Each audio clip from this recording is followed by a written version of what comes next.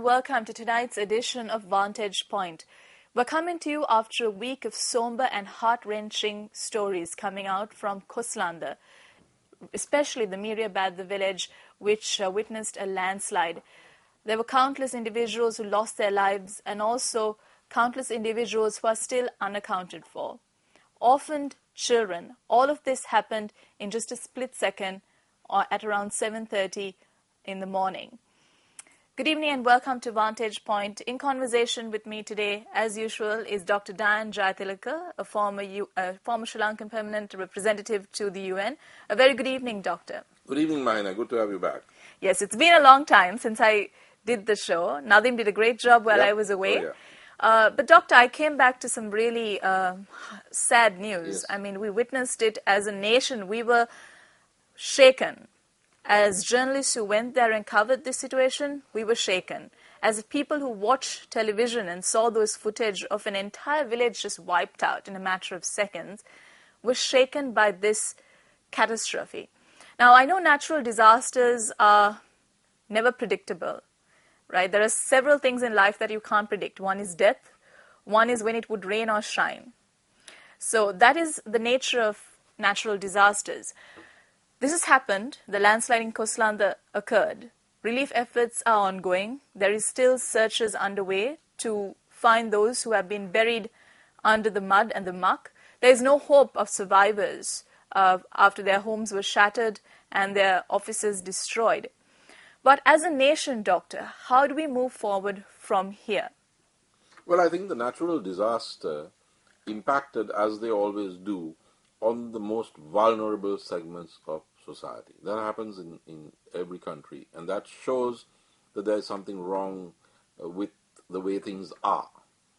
There were good things that we saw after Kuslanda, and there are bad things.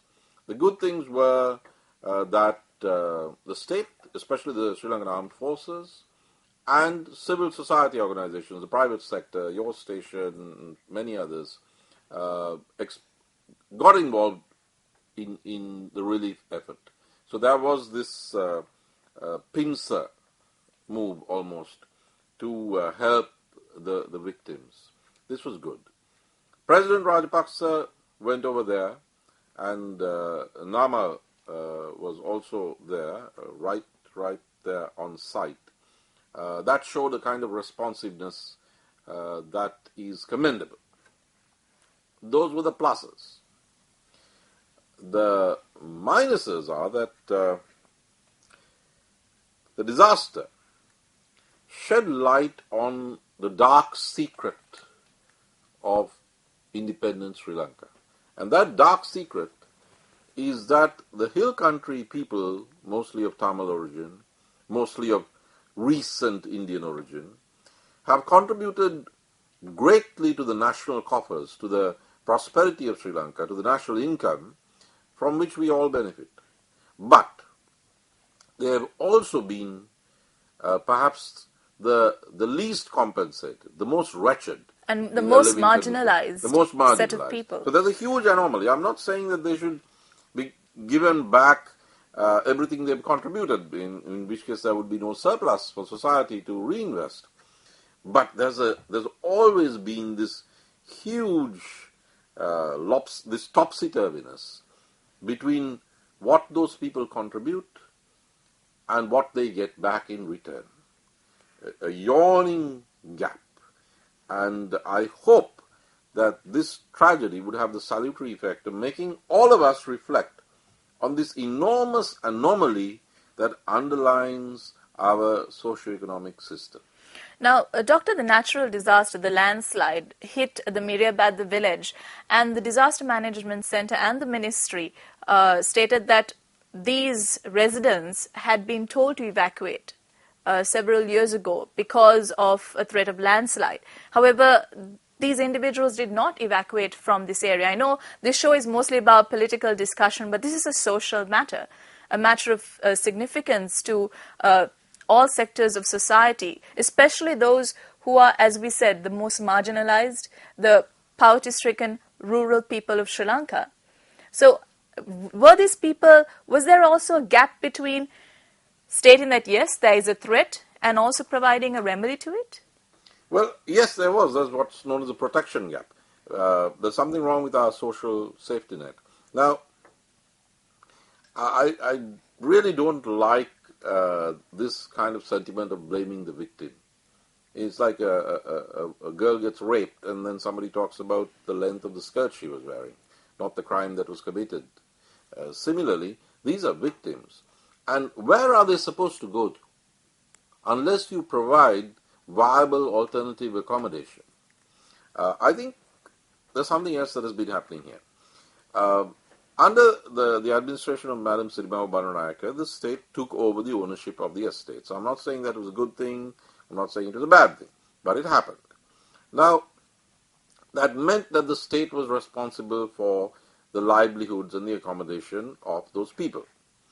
Now, there was also a question of losses, the lack of profitability of those estates. So therefore, President Ranasinghe Premadasa came up with an ingenious model in which the ownership of the estates remained in the hands of the Sri Lankan state because these were strategic sectors of the economy. But 5-year management contracts were given to the private sector. So productivity was boosted, profitability was boosted, but you did have the state taking care of the people because they retained the ownership. But do you see that now? No. That's not the model that exists. That was overturned, and believe it or not, it was overturned by the daughter of the person who took over the estates. Because President Kumaratunga privatized the ownership of the estates. So it was no longer management contracts given to the private sector as under President Premadasa, but it was up for grabs. Now, what happened after that was that the private sector took over. The private sector is a very valuable engine of growth, but its main priority is profitability, not the conditions of life and livelihood of the workers. So the workers and their families tended to fall between two stools. The state was no longer responsible. The state had moved out, and the private sector's criteria was profit. And therefore, there was this gap through which the plantation, the hill country people fell. And that is the situation that prevails today. There's nobody who's responsible. The state says, we warned them, they didn't go.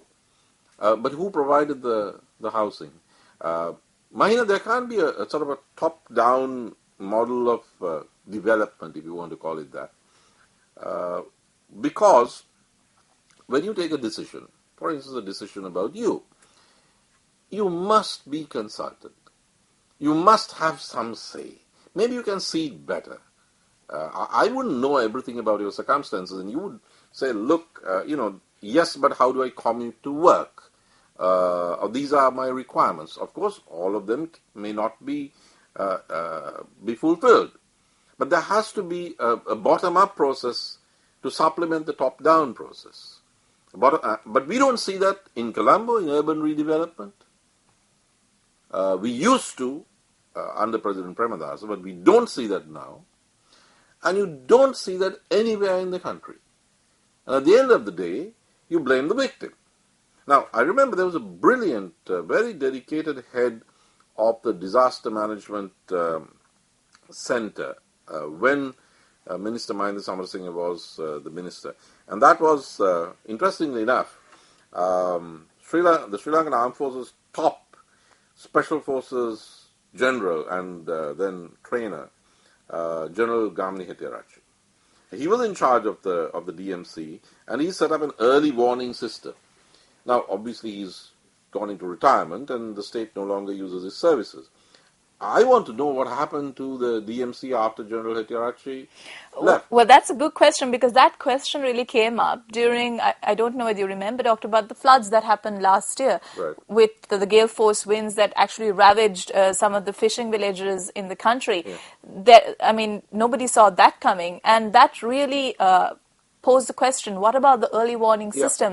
What about the disaster risk reduction programs that we have in motion? I mean, we should have learned these lessons after the tsunami, which was catastrophic. Absolutely. And we had a good system. I know about this because I've known General Electric when he was in the military, and I was invited over as guest lecturer for many of these programs the military had, training programs, long-range patrol stuff and so on. But later, when he was a civilian, and I was serving in Geneva as our PR, because he used to be invited over for meetings with the UN agencies, the international agencies based in Geneva, which were involved in migration, disaster relief, and so on.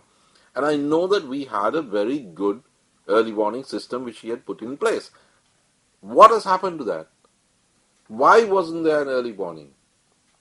What can we do to plug the protection gap? How do we prevent these things from happening again?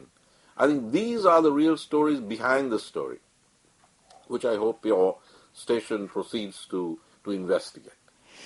Well, that's talking about the natural disaster situation that occurred over the week in Sri Lanka. We could not commence this program without commenting on that, a social issue for many a human people. Issue. Yes, for many people in the country, and that issue is still persistent. Now, what's going to happen to the children?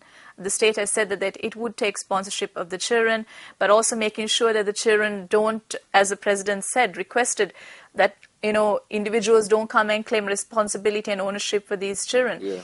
And also for the people who have lost their loved one, elderly women. There was an elderly woman who said she's lost her daughter and her son-in-law, the only people that she had. Well, that's the natural disaster and what came with it. And it has really opened our eyes as to, we always respond after something happens, but we need to be more proactive as a nation as well.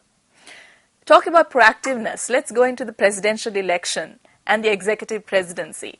Now, over the last few weeks and also on Vantage Point, we've been discussing extensively on the executive presidency. We've been discussing about a common candidate from the opposition and also about the 19th Amendment that was brought in by Venerable Athuraliya Ratanathera and so on and so forth.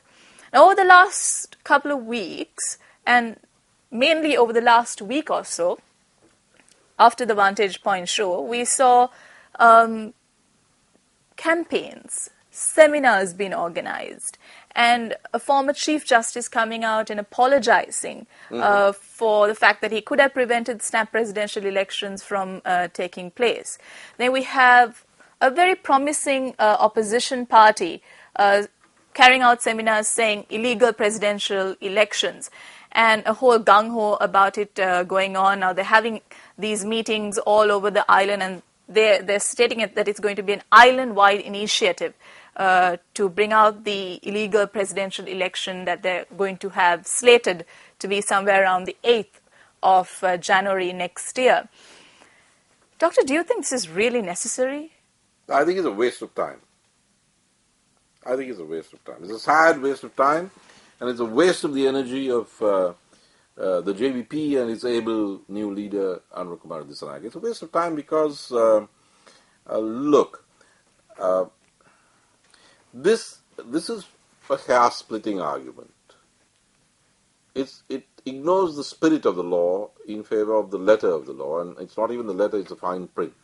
The argument is too boring even to recount here. It's that the 18th Amendment forgot to say that that Mahinda Rajapaksa, who was the elected president, that the disability did not apply to him, and therefore, since they forgot to put that in the fine print, he can't run. He's not eligible to benefit from the 18th Amendment. Now, Mahina, the most important thing, as we learned from Montesquieu, is the spirit of the law.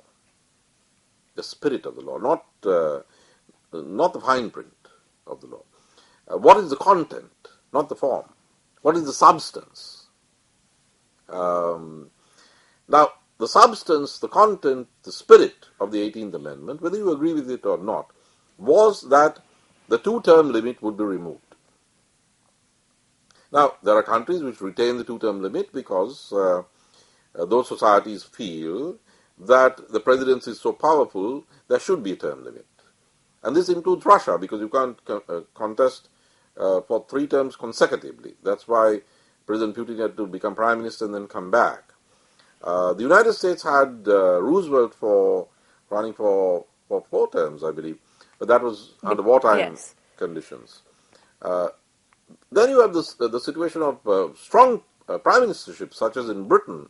Maggie Thatcher was in her 4th term. So term limits apply to executive presidencies, but not in every country. There are countries such as Algeria, Nicaragua, and Venezuela, which have removed the term limits because they feel that when you have an outstanding personality, the people must not be deprived of the opportunity of using the services of that personality by voting for him or her. There's a logic there as well. Now, my problem with the 18th Amendment is not the removal of the term limits, but the scrapping of the 17th Amendment and the independent commission. But that's just my personal view. Let's forget that. But we all knew what the 18th Amendment meant. The intent of the law was transparent. It was to remove term limits so as to permit the incumbent, Mahinda Rajapaksa, to run for a 3rd term or 4th term. If Ranil still is on the other side, I think, there could be 4th term. Now, that was the spirit of the law. That was the transparent intent of the law.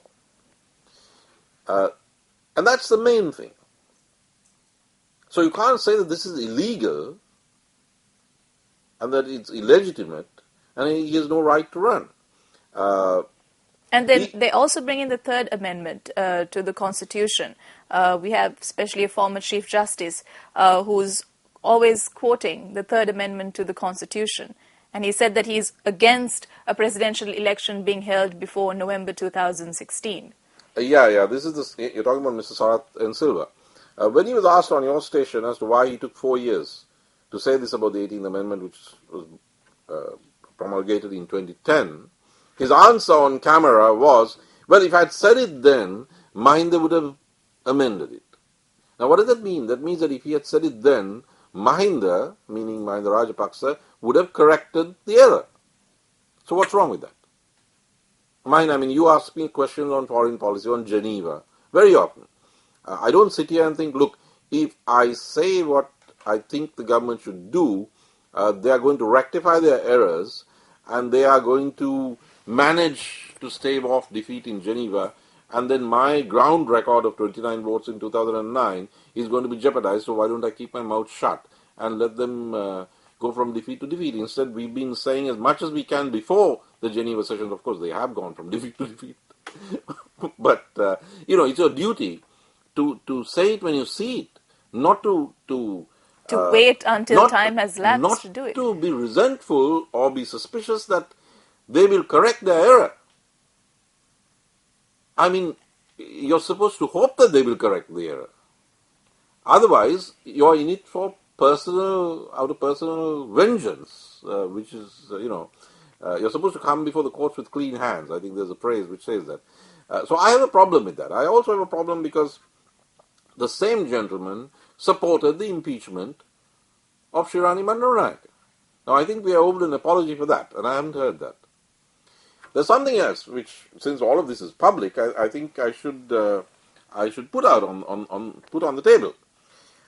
In 2007, when I had just been appointed to Geneva and had a discussion with the president who invited me to serve, our point was, okay, what is it that I can honestly and credibly tell the international community that we are going to do for the Tamil people after we win the war, because I was confident we could win the war.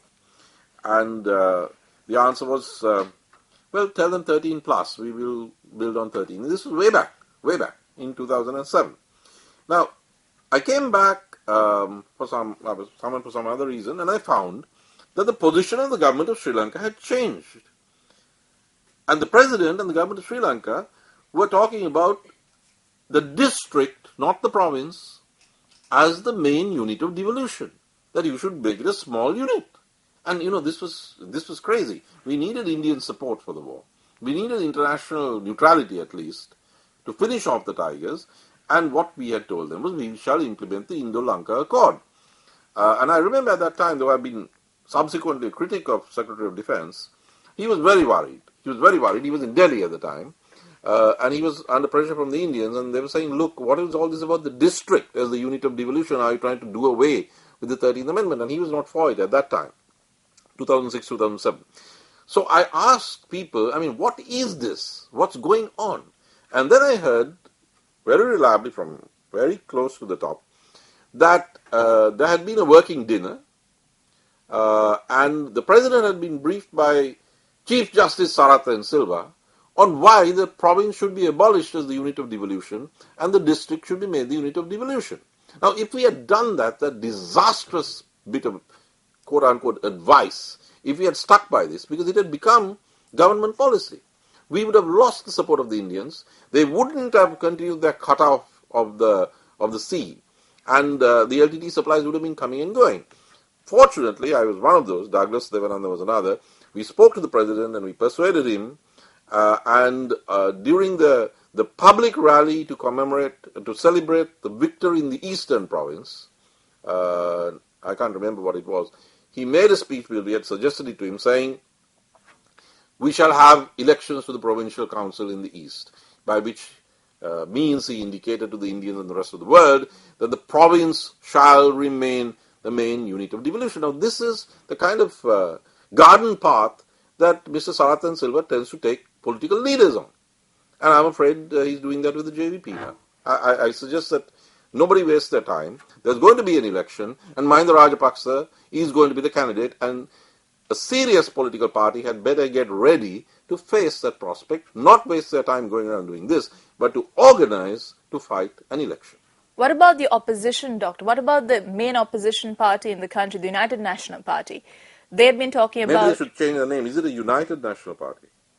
Well, we should stick by the name that they've been given, United National Party. Whether they're united or not is up for debate. Yeah. But the United National Party too, how do you see their behavior? How would you sort of read their behavior ahead of these presidential elections, which are slated to be happening in January, which doesn't give them much time at all? Complete confusion. Complete intellectual and political confusion. Thanks to my dad, I used to be around politics for a long time, and I saw the Jaya Jayawardena Premadasa led opposition in the 1970s. And 1 year before the elections, their state of readiness was far higher than the UNP's just months before the presidential election that will be in January. The UNP is completely confused. The government, the president is already on the stump. He was there in Koslanda before the UNP leader got up there. His son was there. One of the Sunday newspapers said that Mr. Basil Rajapaksa has a campaign headquarters with 160 desks with 160 computer terminals. Yeah. So they're wired. They've got the machine. And even Maithripala Sirisena at a recent media briefing stated that the government, the SLFP, the UPFA government, is preparing for a national election. He didn't say presidential, but it's an open secret. Mahina, they're good to go. They're ready. And the UNP, A, they have not declared who their candidate is, and B, they're all over the place about their main campaign issue, because now they're talking about the abolition of the executive presidency. Even former Prime Minister and party leader, Mr. Ranil Wickremesinghe, is talking about the abolition of the executive presidency. I don't know whether he really believes in it, but he's paying lip service to it now. But the party has not taken a decision about that. They don't know what their main campaign slogan should be. They don't know on what basis they're going out there to fight the government.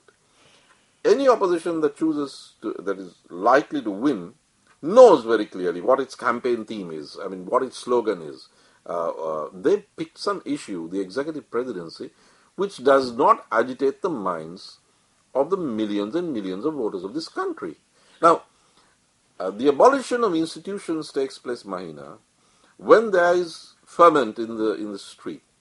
And then the government is under siege, there are millions of people on the street, either the government or the opposition says, hey, chill, give us we are going to have a referendum, we are going to do this, we are going to abolish this, we are going to put something else.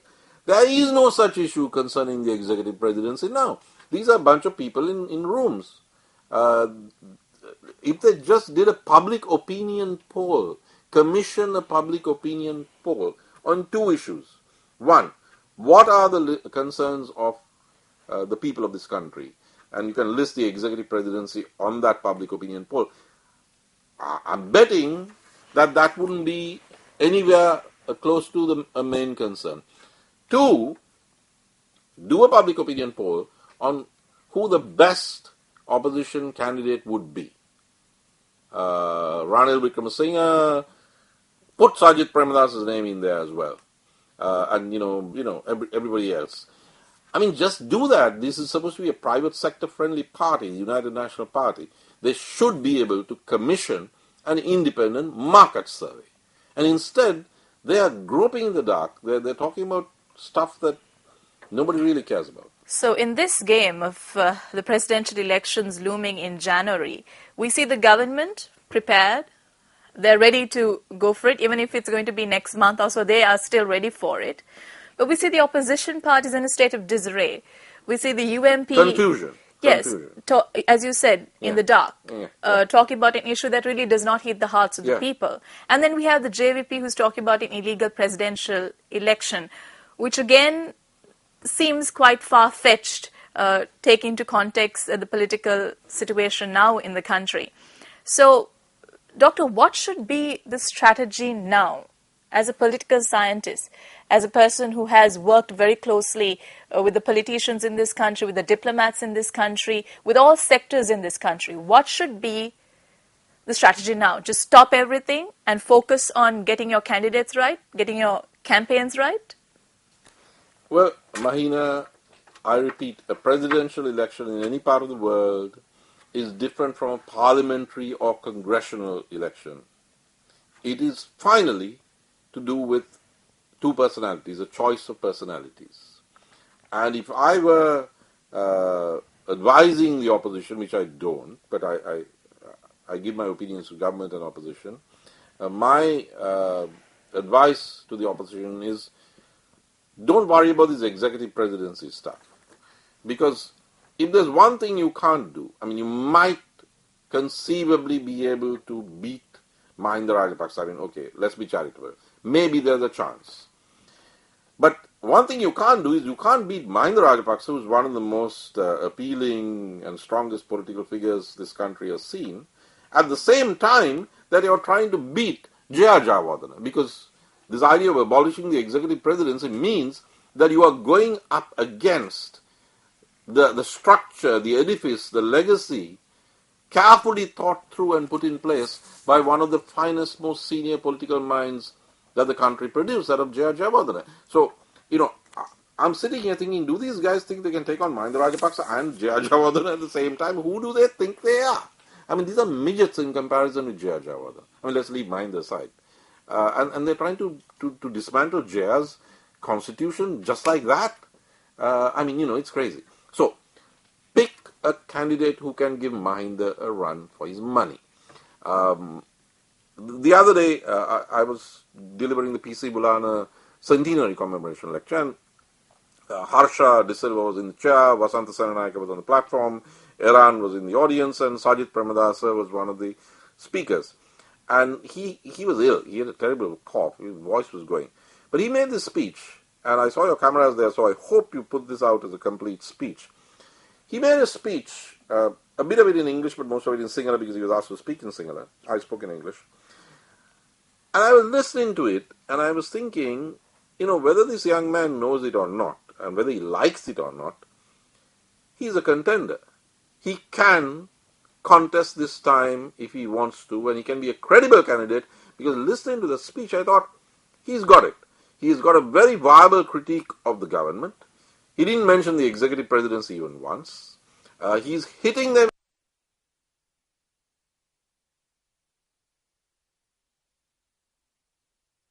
Well, he has a perspective, he has a coherent message, and he can be a very good opposition candidate.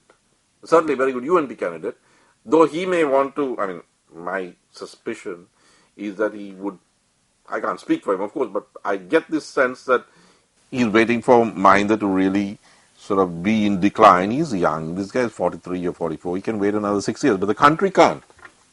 The UNP can't. So if I were the UNP, I would say, look, we have a guy. He's popular in our party. He's the most popular person in the party. He's the only indispensable UNP, really. And he can take the battle to the Rajapaksas. He's fought the Rajapaksas for 14 years. Let's make him the candidate. Now, why not do a straw poll? This is how Jaya did things in 88. And also in 77 when he elected the deputy leader. He didn't pick the deputy leader. It was a secret ballot. How did they pick the candidate? That was also a secret ballot in 1988. And then they put him forward in 88 at the Sugadasa Stadium. Why not get the UNP parliamentary group and the UNP provincial councillors and the UNP Pradeshi Sabha people, in other words, all elected representatives of the UNP in one place, and have a secret ballot as to who the presidential candidate should be. Do it. It's easy. You can do it fast. It's democratic.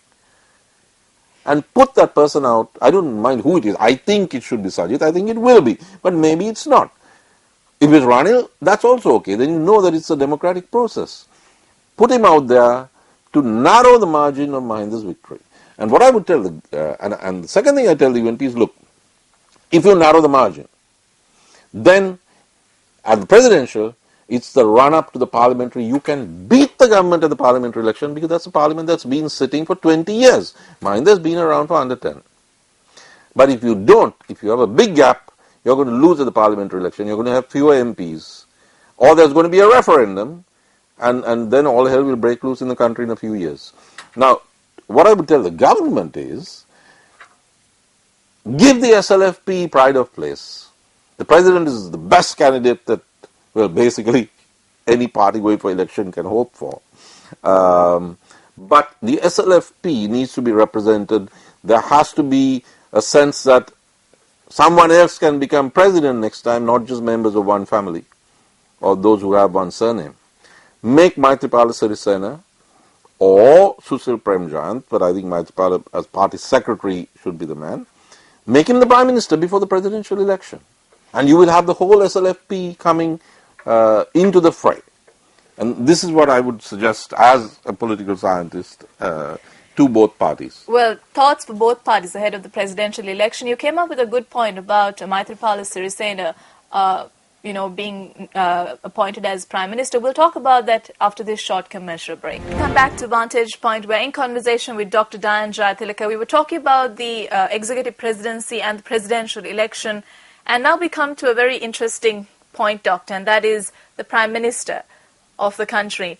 Now, we've seen very strong Prime Ministers in Sri Lanka. I know presidency has the ultimate powers, but the Prime Minister has always played a very key role in Sri Lankan politics. For example, we have Premadasa and also our current President, Mahinda Rajapaksa, who served under Chandrika Bandaranaike Kumaratunga. So Sri Lanka has had a legacy of, very strong prime ministers with a lot of stature and charisma. Yeah. But we see that position sort of depleting in value in recent time, don't you think? Well, I think that President Rajapaksa, whom I still sort of support critically, especially with the alternative being Ranil, but I think he did something bad that nobody really expected him, of all people, to do. He kicked the ladder. Now, Jaya Jayawardena permitted Premadasa to become PM, but he also kept him down on the ladder, so it was very difficult for Mr. Premadasa to move up. They cut, they did all sorts of things. So when he got the nomination, he told his party and the country, I had the powers of a PM. But he was the PM. So he had at least the status, the designation, which put him in line for the succession. The same with Mahinda Rajapaksa. There was an insidious attempt, disguised as a very enlightened move, to make Mr. Lakshman Kadrakam, whom I have enormous respect for, the Prime Minister, and the JVP supported that. The reasons were all very nice, an ethnic Tamil, etc., etc. But if he had been Prime Minister, Sri Lanka being what it is, it's not yet ready for Barack Obama, unfortunately, he would never have been a presidential candidate. and he wouldn't have been a successful one. Mahinda knew that, and that is why it was important for Mahinda to become the Prime Minister. And it was a political battle. But he became the Prime Minister, and he was given the Prime Ministership by Chandrika. Now, he has not continued that tradition. He has not continued that tradition. He has a stopgap, a long stopgap as PM. He has not allowed anyone to groom himself or herself, to project himself or herself as the successor to him. And that gives rise to the suspicion that he doesn't want anybody, or people around him don't want anyone of that sort. Not because such a person would be a challenge to Mahinda, because Mahinda has made it. Look, who's going to challenge him? But because such a personality as Prime Minister could be a challenge to the project of the monopoly of political power by what is known as the ruling family.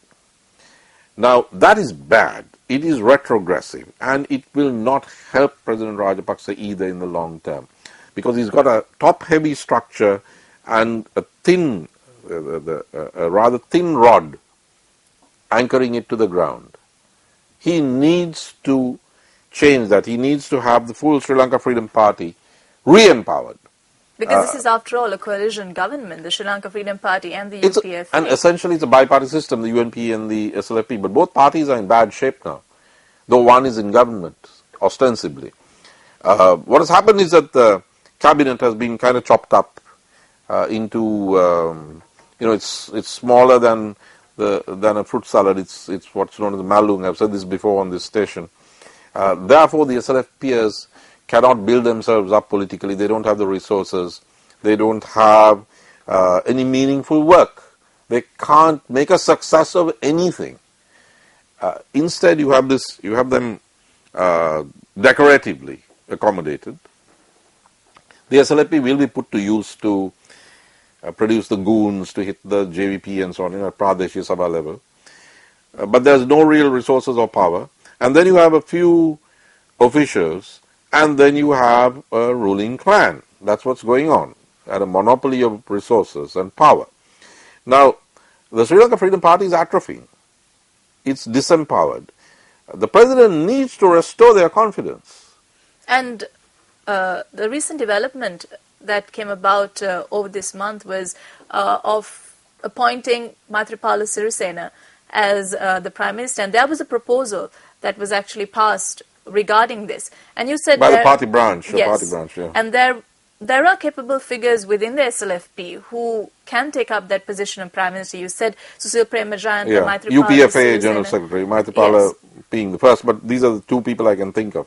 So do you really think that Maithripala would take up that challenge, take up being appointed as Prime Minister? He said that if it's given to him, he'll take it. Yeah, well, he has to know that nobody gave anything to Ranasinghe Premadasa or Mahinda Rajapaksa.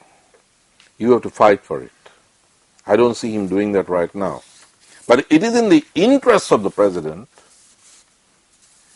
to broaden his base by bringing back the SLFP to center stage. And to do that, he needs to make Maithripala the Prime Minister before his presidential election. And he needs to move Susil Premjayant up as well. Well, Doctor, moving on from that, we also spoke about the referendum. Now, that was making headlines in the newspapers this week about the statement made by the Minister of Botanical Gardens and Recreation, that is about the referendum. He stated, Jayaratne Herath. He stated that after the presidential election, there is most likely to be a referendum rather than a parliamentary election. Now, let's keep that as the background to this next segment of Vantage Point. We saw something similar happening in 1982. Yeah. That was with President J.R. Jayawardena. When he obtained a massive victory in October 1982, he really shook the opposition by going in for a referendum in December 1982. Yeah. In your mind, What were the consequences of that decision, of a referendum in 1982? Yeah, I remember I was down here for the presidential election. I was doing my PhD. I was a Fulbright scholar in New York, in upstate New York. I came back for this, and then I was packing my bags. I remember Professor Kumari Javadan telling me that for the next 15 years we'll have to do our research. I mean, there's no politics to be done because Jayaz just won the presidential election grandly. And I was literally packing my bags when the announcement came of a referendum, which meant that the traditional democratic parliamentary election was no longer going to be held. And he was going to have this referendum instead. And I unpacked my bags and stayed, and well, anyway, that's another story. But all our lives were affected. The destinies of this nation were affected very badly, Mahina. If you look back at what I call a blood tsunami that engulfed this country in the 1980s and 90s and the first decade of the 21st century up to the victory of 2009, 30 years, I date it back to a single decision of criminal folly, and that was the decision to hold the referendum in December 82. When you hold a referendum instead of a parliamentary election, you are violating all the norms of scientific or sane politics. What a referendum, Mahina, is for something very specific, like the color of the traffic lights or something. You have referenda in other parts of the world. It's about a specific issue where you want to alter something, maybe build an airport, there's a problem, or Scottish independence. It's not to postpone elections, not to have elections. It's to supplement your normal elections because there's a special issue you want to consult the people on. But when you use it to switch off the parliamentary electoral process, to freeze the balance, you're freezing a balance at a time which is long past. So President Javadan froze the political balance as at 1977, and he did it in 82.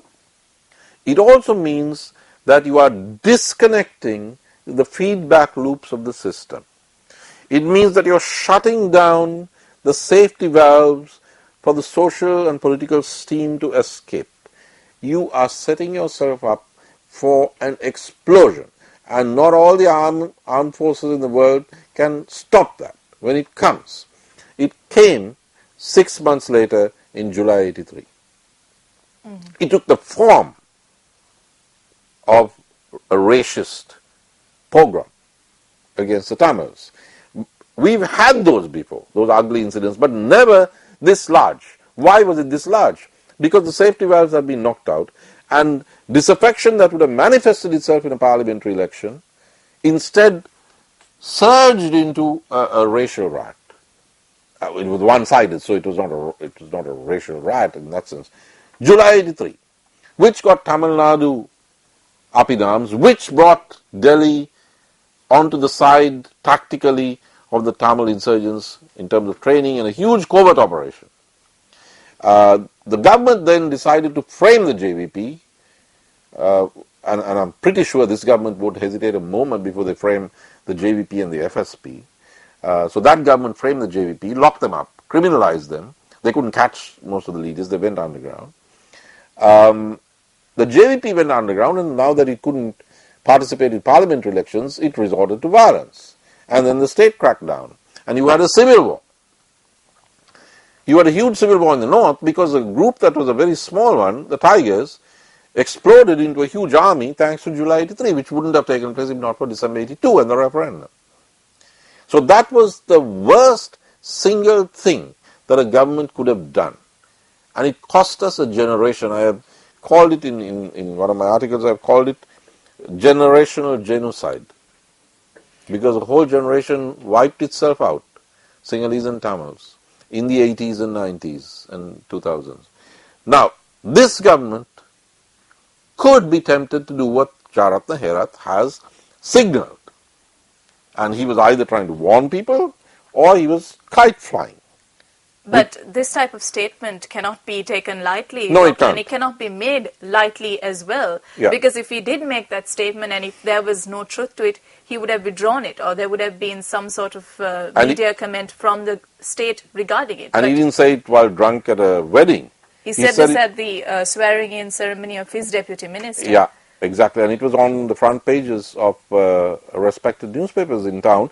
But interestingly, the opposition hasn't raised it in Parliament or outside.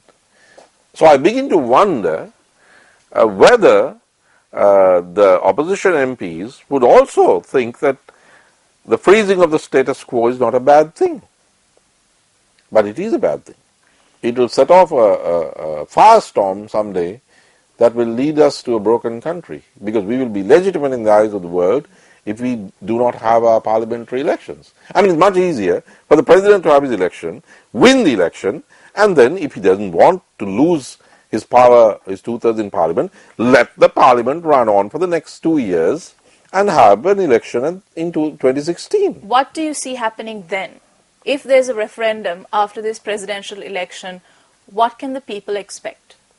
Well, Mahina, one thing I've learned to my cost is that as a political scientist, I tend to look at things that happen globally, and then I think, okay, now these are the scientific norms, and if that's applied here, this is what's going to happen. I have since learned that that's not a very smart thing to do, because Sri Lanka is a very strange place. And I now have respect for terms such as cultural ontology, or the discipline of cultural anthropology. Cultural anthropology is much more important in Sri Lanka than political science or sociology, or even history, certainly international relations. Now, in any other part of the world, the government would be taking a huge risk. I mean, a powerful government like that of General Pinochet, a military government in Chile, lost power because it gambled and had a referendum. Why? Because at a referendum, and this could happen in Sri Lanka if Sri Lanka were like any other place. At a referendum, you don't have to choose between Mahinda Rajapaksa and Ranil Wickremesinghe, or Mahinda Rajapaksa and anyone. You don't have to choose between the SLFP and the UNP or the JVP. All you have to do is vote your conscience. You decide that it's not good to freeze the parliament. So whether you're UNP or SLFP or whatever you are, you go and vote no. It's easy to have a no campaign, because you don't divide up as parties. You can unite, or you can say the same thing, so long as you're saying the same thing, calling for no vote from wherever you are. And the government can be defeated, because they don't have to feel disloyal to Mahinda or anybody else. They just think it's a bad thing, the people vote against it, and then the government loses. Theoretically, and in fact practically in other parts of the world, that's what it is. Look at the Scottish referendum. You go out there, you convince people, 55% said no, 45% said yes, that's it. The game is over. It's easy to beat a government at a referendum. It's very easy. I mean, of course, it'll be a tough campaign, but this is much easier to win than an election. And if this government tries to have a referendum and if it loses, then they have to have a parliamentary election. And if you have a parliamentary election after you've tried to pull a referendum and you've lost, then you lose your parliamentary election. Then you lose governmental power. Then you have a president, and if the president has betrayed public confidence, even after winning, by trying a fast one, as they say, with the referendum, then you may have a parliament full of angry opposition people and a public surge which enables constitutional reform and impeachment, whatever it is. So that can be the beginning of a referendum, can be the beginning of the end. But this being Sri Lanka, I sometimes wonder whether we actually have a two-party system, or actually one party with two branches, that is the government and the opposition, because there seem to be so many connecting threads between the UNP as it is now in opposition and the apex of the government. So maybe they won't do any of this, and they'll be very happy being in parliament and betraying democracy, and they'll allow the referendum to go through with just some kind of token dissent, because I can't understand why they haven't taken up this issue. But Doctor, could some argue in this light? I mean, J.R. Jayawardena, as you said, 1982 brought in the referendum, but there was so much of it was a dark period for Sri Lanka, a generation of genocide. You said, but could you look at it from a different light? You did say that J.R. Jayawardena, a legacy, a man of legacy. He created a constitution that has been governing Sri Lanka for years, in which all presidents up until now have been following without major questions. And also he became a figure known in the Asian region mostly for opening up the markets in Sri Lanka. That kind of influenced India to do the same thing. He really became a man of a certain stature, sort of a symbol in the Asian region. Wouldn't you not attribute that to a referendum of being able to consolidate his work? No, he had won the election. He had won the re-election in October 82. He didn't have to do this. This was greed. This was greed to retain the 5/6 majority that he had in the name of development. Stability in the name of development. The argument then was, okay, we are doing so much, the Mahavali, this and that, and we can't allow the SLFP, in which Vijay Kumaratunga was becoming a prominent figure, to come in with about 40 left-of-center SLFP people. We have to protect Anura Bandaranaike as the leader of the opposition. So we have to lock up Vijay and not have a parliamentary election. Now I can see how that can play out here because, frankly, if somebody asks me what do you think is Mahinda Rajapaksa's main worry at this time, I don't think it's the question of winning the presidential election. I think, as in the case of Chandrika, his main worry is how do I dust off and straighten up Ranil Wickremesinghe in the morning after I've defeated him. Because what Chandrika did and what Mahinda has done are the same thing. They beat Ranil down, so they beat the UNP, and he's flat there, and then very quickly they make sure that he's standing up again so nobody else takes over the UNP leadership and makes it a viable opposition. So if that's still the concern, all of these can lead to a replay of 1982 December. And the argument will be, look, we are developing the country, we are building roads and so on and so forth. You have to strengthen the hands of the president. We can't afford to lose our two-thirds majority. We have to maintain Ranil as the leader of the opposition. And if there's an election, who knows? He might be replaced by somebody who can actually win an election. So, for all these reasons, this government, not the government really, the rulers have got so used to the status quo, to having it easy, what they will do is they would try to reassure the SLFP by saying, okay, we are not going to make Maithripala the Prime Minister, but hey, look, here's the deal. You're not going to lose your seats because we are going to have a referendum, so you're all going to be having a good time. You won't be able to do any work because we want to monopolize the resources. But you can have your perks because we'll have a referendum and we'll keep things going the way they are. Maybe not for 6 years, let's do it for 2 or 3. Because, that would be the quote-unquote lesson they learn from JR. Don't do it for 6. Do it for 3, you can get away with it. I think that that's a distinct possibility and a distinct danger.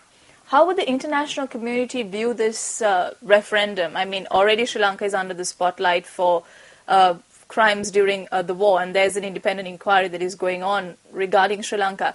How would the international inquiry, or the international community look at a referendum if Sri Lanka does go in for one? There's a movie with Johnny Depp some time back, and I think it had Al Pacino as well. I can't remember what it was. But in that, there's a scene where Johnny Depp says, forget about it. He says it about 10 times in different ways, and he's explaining to his buddies who are not in the mafia that you can say, forget about it, in different ways, so it means different things.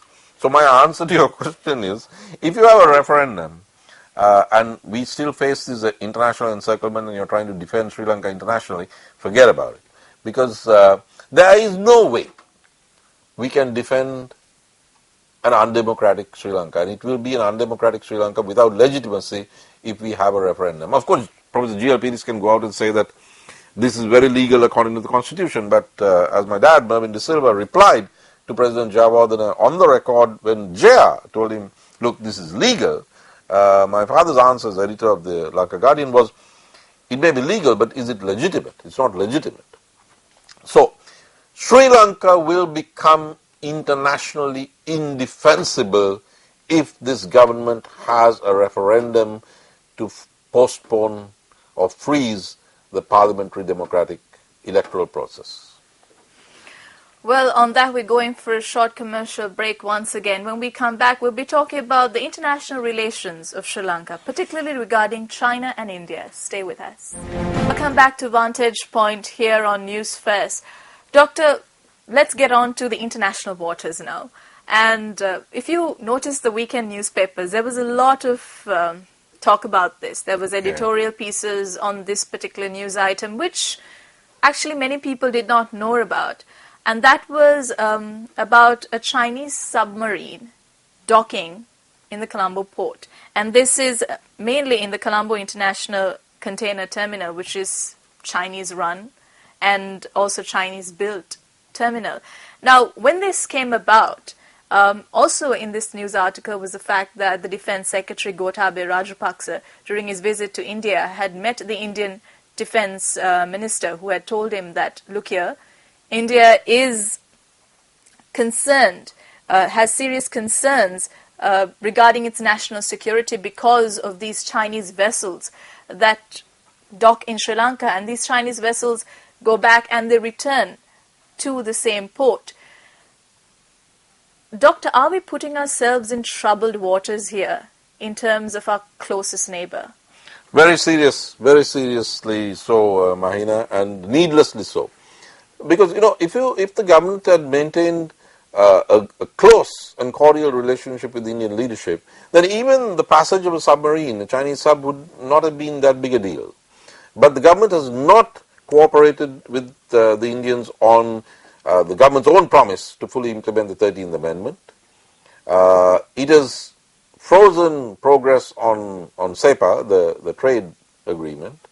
According to the Indian High Commissioner, he doesn't even bother to thank India for help in restarting the Yal Devi. And now you have the issue of Chinese warships and submarines passing through the Sri Lankan ports on India's doorstep. So these become a bigger issue, a bigger irritant, because there's no progress on the others. Now, any intelligent Sri Lankan decision-making apparatus would know that the passage of Chinese ships could be a problem for the Indians, but we need to continue to do this because China supports us in the Security Council. So therefore, we should have a trade-off where we give the Indians something on devolution and on trade and so on and so forth, and thereby neutralize their apprehensions. We don't have a checklist where we say no to everything. But that's what this government has been doing post-war.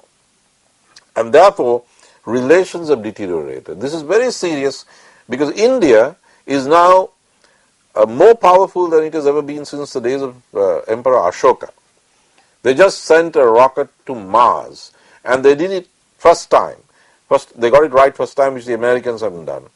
And as Prime Minister Modi said, they've done it more cheaply per mile in outer space than it takes to go by three-wheeler. So this is a power on the rise, and we are a small island on the doorstep of that power. The geography is not going to change. It is very clear that the Indians, the Indian state, has indicated certain red lines to Sri Lanka. Now, either the Sri Lankan decision makers are so blinded by their arrogance that they can't see a red line when it's drawn, or they think that it's there, but they have the sovereign right to cross it, or they can erase it, and there won't be any consequences. That simply doesn't happen, not anywhere in world history. So they should look at a map. China is much too far away and is not militarily strong enough to counterbalance any moves that India might make. But is Sri Lanka trapped in the sense that it cannot say no to China because of the amount of funding that China has done for Sri Lanka? And now even with the Hambantota port, there is news that China is funding the next stage of the Hambantota report. So, Why should it say no to China? so is it unable to say no to China No. because of the significant loans and Sri Lanka funds? is trapped, all right, but it's trapped in a trap of its own making, which consists of misplaced arrogance and ignorance in the post-war period.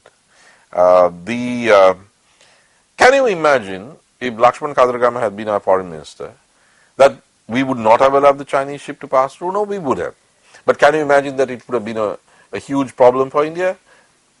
Probably not. I mean, they would have been a little apprehensive, but relations would have been so excellent with Delhi that the irritant would have been a much smaller one. So it's really how well your relationship works. And how will you manage those relations? Exactly. I mean, Prime Minister Sirimao Bandaranaike allowed Pakistani troops to pass through Katunayak on their way to West Pakistan during the Bangladesh war. And India was very unhappy. But a few years later, the same Indian Prime Minister, Madam Indira Gandhi, handed over Kuttimani, a suspected terrorist, with some dynamite to the Sri Lankan government when he was arrested mid-sea by the Indian Coast Guard. That's because of the excellence of the relationship between the leaders. Now, in order to do that, you have to, in contemporary terms, accommodate India's concerns on political reconciliation, the 13th Amendment, the Northern Provincial Council, etc. What you cannot do without serious consequence is to say no to them on the Northern Provincial Council, no on SEPA, and allow the Chinese submarine through Hambantota. You can't do all three at the same time and get away with it without facing serious consequences, which I can see happening down the road, and it's very sad. Well, thank you, Doctor, once again for joining us on Vantage Point. It has been a very fruitful discussion. I hope our viewers at home have also been able to understand some of these stories that make the headlines on the news, but who really would want more insight, a different insight into it. That is why we have Vantage Point to give you that insight every fortnight. Thank you very much, Dr. Dayan Jadil, for joining us on Vantage Point. We'll see you all again in a fortnight. Thank you very much for joining us. Take care and good night.